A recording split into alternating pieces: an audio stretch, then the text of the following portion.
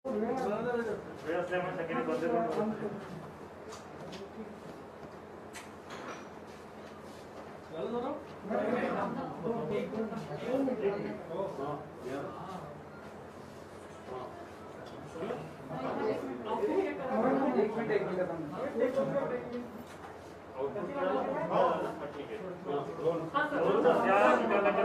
देशाचं लक्ष लागलं होतं तो मराठा आरक्षणाचा निकाल जो आहे सुप्रीम कोर्टाने रद्द ठरवलेला आहे.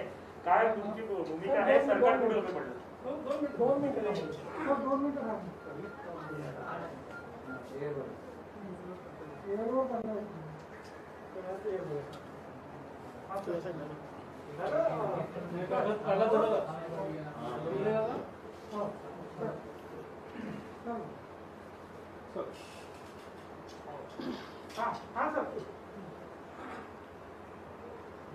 मराठा आरक्षणाच्या संदर्भात आज आलेला निकाल हा दुःखदायी तर आहेच, पण अत्यंत निराशाजनक अशा प्रकारचा सर्वोच्च न्यायालयाचा निकाल आहे.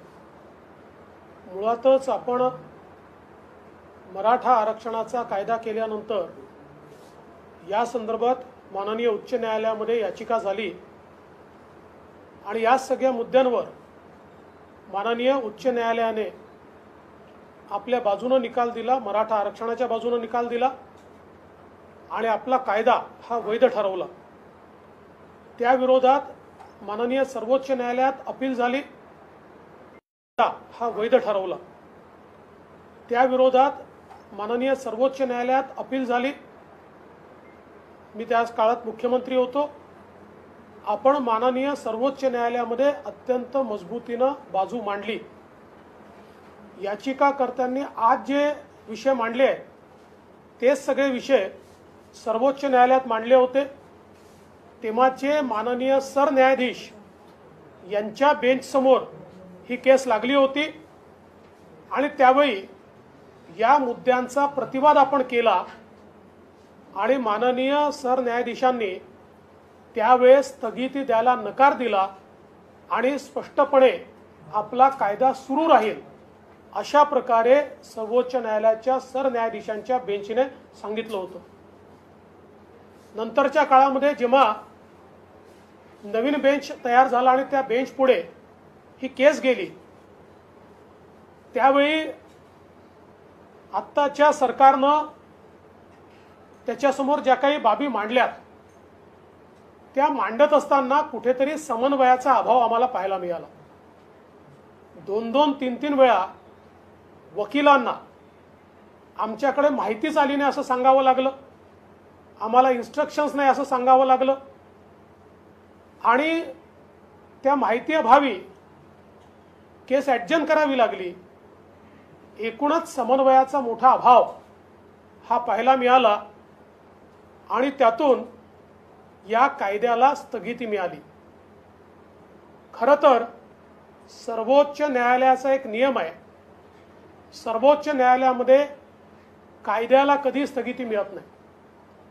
ऑर्डिनन्सला, अध्यादेशाला स्थगिती मिळते पण कायद्याला स्थगिती मिळत नाही. एक अलिखित त्यांचा नियम असा आहे आणि अनेक जजमेंट्स अशी आहेत की कायद्याच्या संदर्भात अंतिम सुनावणी झाली पाहिजे, त्याला स्थगिती देता येत नाही. परंतु तरी देखील या समन्वयाच्या अभावातनं त्या ठिकाणी कायद्याला स्थगिती मिळाली आणि ज्यावेळी स्थगिती मिळाली त्याच वेळी आमच्या मनामध्ये संशयाची पाल चुकचुकली की जर कायद्याला स्थगिती देत नाहीत तर या ठिकाणी स्थगिती का मिळाली. त्यानंतर राज्य सरकारने लार्जर बेंचकडे आम्ही जाणार असं सांगितलं. कित्येक दिवस रिव्ह्यू पिटिशनच दाखल झालं. मग त्याच्यानंतर लार्जर बेंचकडे आपण गेलो आणि त्या ठिकाणी देखील आपण बघितलं की समन्वयाचा मोठा अभाव होता. गायकवाड कमिशनच्या रिपोर्टचं ट्रान्सलेशन हे सातत्याने छत्रपती संभाजीराजे देखील सांगत होते हे ट्रान्सलेशन झालं पाहिजे, इतर याचिकाकर्ताही सांगत होते, पण ते शेवटपर्यंत होत नव्हतं.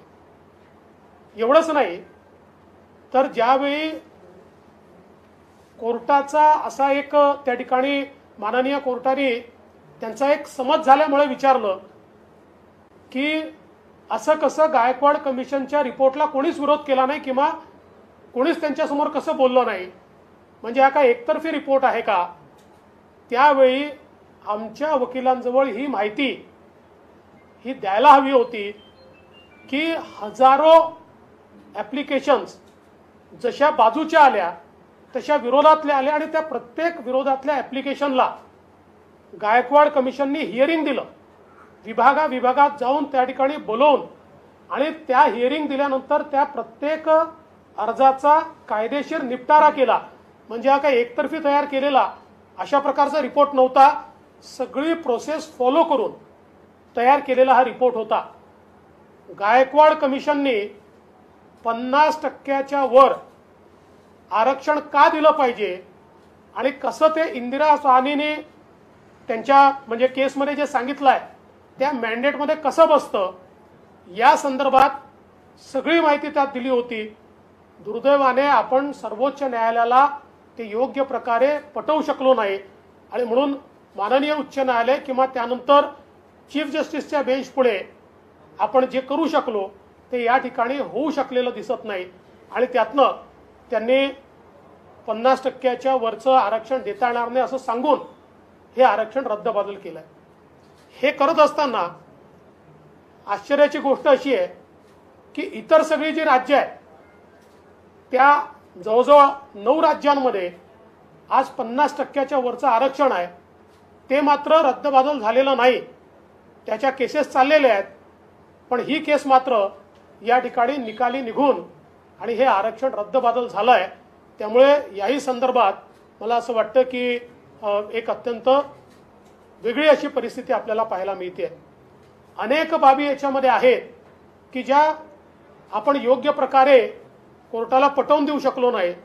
यातली विशेषतः आपला कायदा हा जो संविधानिक संशोधन आहे त्याच्या आधीचा आहे आणि आपण फक्त अमेंडमेंट केलाय.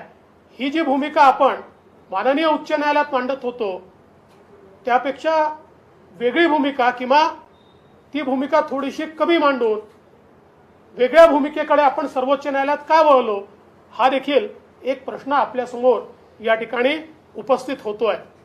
आणि त्याही संदर्भात आपल्याला कल्पना आहे की केंद्र सरकारने स्पष्ट भूमिका त्या संदर्भातली सर्वोच्च न्यायालयामध्ये मांडली होती आणि असं असताना देखील आपण कुठेतरी आमचा कायदा हा आधी तयार केला आणि आता फक्त अमेंडमेंट आहे हे त्या ठिकाणी सांगू शकलेलो नाही.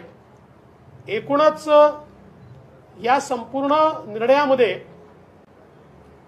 थोडंसं समाधान एका गोष्टीचं आहे की किमान ज्या लोकांना मागच्या काळात आरक्षण मिळालं त्यांचं आरक्षण टिकलंय. मला असं वाटतं की 9/9/2020 पर्यंत ज्यांना आरक्षण मिळालंय त्या सगळ्यांचं आरक्षण जे आहे ते या ठिकाणी कायम ठेवण्यात आलेलं आहे. त्यानंतरचं मात्र आरक्षण हे रद्दबातल झालंय. आता या संदर्भात एक मोठा आक्रोश देखील आहे, परंतु माझी सगळ्यांना विनंती आहे की शेवटी सर्वोच्च न्यायालयाच्या निर्णयावर केवळ आक्रोश करून चालणार नाही, तर आपल्याला काय मार्ग काढता येतो आणि समाजाला न्याय देता येतो याचा अधिक आपल्याला विचार करावा लागेल. आणि म्हणून राज्य सरकारला आम्ही विनंती करतो की राज्य सरकारने या संपूर्ण निर्णयाचा अभ्यास करण्याकरता एक सर्वोच्च न्यायालयाच्या आणि उच्च न्यायालयाच्या ज्येष्ठ विधिज्ञांची समिती तयार करावी. त्यांनी अभ्यास करून यातनं कसा मार्ग काढता येईल आणि मराठा समाजाला न्याय देता येईल या संदर्भातली कृती करावी आणि त्या संदर्भात त्यांनी एक रिपोर्ट तयार करून सर्वपक्षीय बैठकीसमोर तात्काळ तो रिपोर्ट ठेवावा आणि त्यानुसार एक नीट त्याची रणनीती तयार करून आपल्याला पुढे गेलं पाहिजे. खरं म्हणजे न्यायालयामध्ये आपण न्यायालयीन लढाई लढत असतो, परंतु न्यायालयीन लढाई लढत असताना न्यायालयाचे देखील ज्याला आपण आपल्या बोलीभाषेमध्ये गनिमी कावा म्हणतो अशा प्रकारे काही कायदेशीर देखील गनिमी कावा असतो की ज्याच्यामध्ये शेवटी वेगवेगळे वकील वेगवेगळ्या गोष्टी मांडत असतात आणि त्यातनं आपली गोष्ट योग्य कशी आहे ती कायदेशीर कशी आहे हे पटवून देणं या संदर्भात देखील महत्त्वाच्या काही गोष्टी कराव्याच्या लागतात. मला असं वाटतं की आत्तापर्यंत जे काही झालं असेल त्यात ते दिसलं नाही आहे, पण भविष्यात हे देखील आपल्याला त्या ठिकाणी करावं लागेल. आणि मी ज्यावेळेस गनिमी कावा म्हणतोय त्यावेळेस त्याचा चुकीचा अर्थ कोणी काढू नये. मी स्पष्ट करू इच्छितो की न्यायालयीन पद्धतीमध्ये आपल्याला आपला मुद्दा बरोबर आहे म्हणून वेगवेगळ्या पद्धतीनं तो मांडावा लागतो आणि समोरच्या व्यक्तीचा मुद्दा चुकीचा आहे या संदर्भात वेगवेगळ्या प्रकारची आर्ग्युमेंट्स आणि त्या संदर्भातले जे काही कायदेशीर दावे आहेत ते दावे आपल्याला एकावेळी चालवावे लागतात. तर मला असं वाटतं या सगळ्या गोष्टींचा विचार हा आता येत्या काळामध्ये होण्याची आवश्यकता आहे आणि म्हणून सरकारने तात्काळ या संदर्भात कारवाई करावी. आणि त्याचसोबत आता हा जो काही मधला काळ आहे या काळामध्ये किमान आपण मागच्या काळामध्ये मराठा समाजाच्या हिताच्या शिक्षणाच्या, स्कॉलरशिपच्या, रोजगाराच्या अशा वेगवेगळ्या योजना सुरू केल्या होत्या, ज्या योजनांना या सरकारने आता पहिले तर निधीच दिला नाही आणि त्यानंतर दाखवण्यासारखा निधी दिला पण प्रत्यक्षात तो मिळत नाही. आता किमान जोपर्यंत यातनं मार्ग निघत नाही त्या योजना अत्यंत वेगाने सुरू केल्या पाहिजे. मग राजश्री शाहू महाराज शिष्यवृत्तीची योजना असेल किंवा मेरिट शिष्यवृत्तीची योजना असेल, परदेशात शिक्षणाची योजना असेल किंवा अण्णासाहेब पाटील आर्थिक विकास महामंडळाच्या माध्यमातून जे काही आपण काम सुरू केलं होतं आणि विशेषतः श्री नरेंद्र पाटील यांनी तळागाळात जाऊन अनेक उद्योजक त्याच्या माध्यमातून तयार केले. मला असं वाटतं या सगळ्या योजना आता वेगानं आपण या ठिकाणी केल्या पाहिजेत. या सरकारला एक विनंती आमची अजून आहे की या सरकारनं कुठेतरी आपल्या कायदेशीर संपूर्ण ज्या व्यवस्था आहेत त्या संदर्भात अधिक अलर्ट राहण्याची आवश्यकता आहे. कारण मागच्या काळात आपण बघितलं की जवळजवळ 14-15 महिने ओबीसी आरक्षणाच्या संदर्भात या सरकारनं उचित भूमिका मांडली नाही आणि केवळ तारखा घेत राहिले. त्यामुळे निवडणुकीत स्थानिक स्वराज्य संस्थांच्या निवडणुकीत ओबीसी समाजाला जे आरक्षण मिळालं आहे त्याच्यावरही गंडांतर आलं आणि तेही सर्वोच्च न्यायालयाने स्थगित केलं आणि अजूनही त्याच्यावर पुढची कारवाई या सरकारने केलेली नाही. त्यामुळे एकूणच सामाजिक न्यायाचे जे मुद्दे आहेत ते भाषणात न बोलता ते कृतीत आले पाहिजेत असं आमचं मत आहे. आणि अशा प्रकारची कृती करण्याकरता सरकार जे निर्णय घेईल त्या निर्णयाला विरोधी पक्ष म्हणून आम्ही पूर्णपणे त्या ठिकाणी समर्थन देऊ. पण सरकारने कुठेतरी सिरियसली आणि सिन्सिअरली पुढे होण्याची आवश्यकता आहे असं आमचं मत आहे.